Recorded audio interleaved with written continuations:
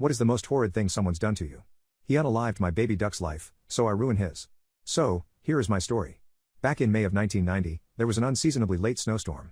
A few days after it snowed, I was riding my bike, and found a baby duckling all by itself near a river. There was no mother duck around, so I put it inside my shirt to keep it warm and brought it home on my bike.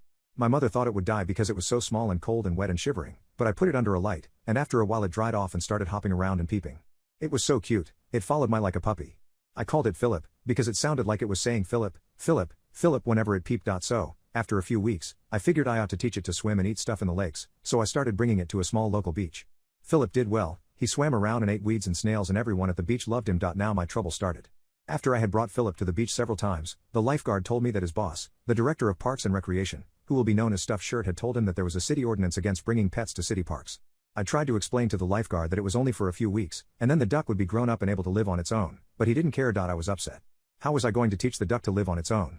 I went to the library and got out the large blue books of city ordinances and looked up the relative ordinance. And discovered something interesting. There was one ordinance that prohibited bringing dogs into city parks, and another that prohibited bringing horses into city parks, both of which I see happening fairly often, by the way. But no ordinance against bringing ducks into city parks. So, I went home and called Stuffed Shirt. However, it being a weekend, he wasn't in, so his secretary answered the phone. I told her what had happened.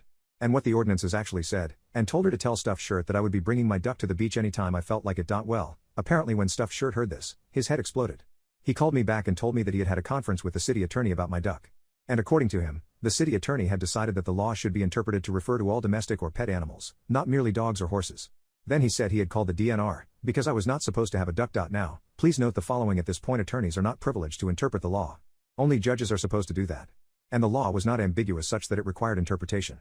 One specifically said dogs, the other specifically said horses. Note that at this point, my duck was referred to as a domestic animal .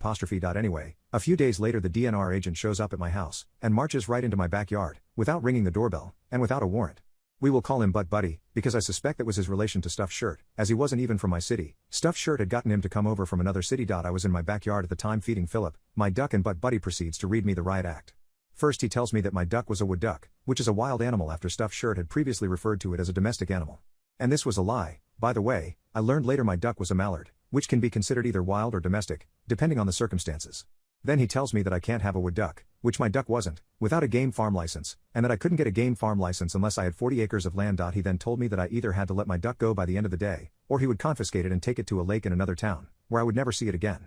I told him my duck was too little to let go. And I was going to let it go in a month, but he wouldn't hear it. He told me I had to do as I told him. I was crying as I let my poor little duckling Philip go on the lake. I went back that evening to check on him, and he was cowering, terrified, under a boardwalk. The next day, I couldn't find him at all. He probably got eaten by something because he was way too little to let go. Then, would you believe, the next week, Butt Buddy the game warden, came back onto my property, without permission, again, to make sure the duck was not still there. Now, onto the revenge part. After losing my duck, I went to the library and spent hours looking up the laws about wildlife and game farms. And I found out something very interesting. Butt Buddy the game warden had lied to me. As it turned out, you only needed 40 acres of land to get a game farm license on land where hunting, trapping, or unaliving of animals was going on. Otherwise there was no land requirement to get a game farm license, only a pen size requirement, which my pen for my duckling more than met. If I was devastated and crying my eyes out before, now I was so furious that my head was exploding. They unalived my duck not because it was the law, but just for an ego trip ! So I got even. I was the town eccentric, so I didn't have any reputation to lose, and didn't care what people thought of me. I spent the next several weeks walking around downtown and telling everyone who would stop and listen about my duck, and how Stuffed Shirt and Butt Buddy had lied to me and made me condemn my own pet to death. Maybe people thought I was nuts, but I didn't care. Everyone was finding out what happened. And Stuffed Shirt was scared. I had a friend from work who also worked part-time in his office, and she told me he was so frightened that he had gone to a lawyer to try to pursue a slander charge against me, to get to stop telling people what had happened. Only the lawyer told him there was absolutely nothing that could be done. Because truth was an absolute defense against slander. And if he didn't like the truth, whose fault was that?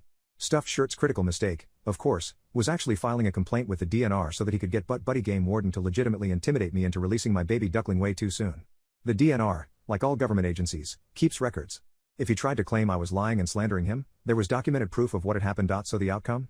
Stuffed Shirt lost his cushy city bureaucrat job as the director of Parks and Recreation, and the last I heard of him, about 10 years after this happened, had lost 2 other jobs, his house, his wife, who didn't want to stick around when he had no job and was somewhere in a trailer park, drinking himself to death. I hope he did, too.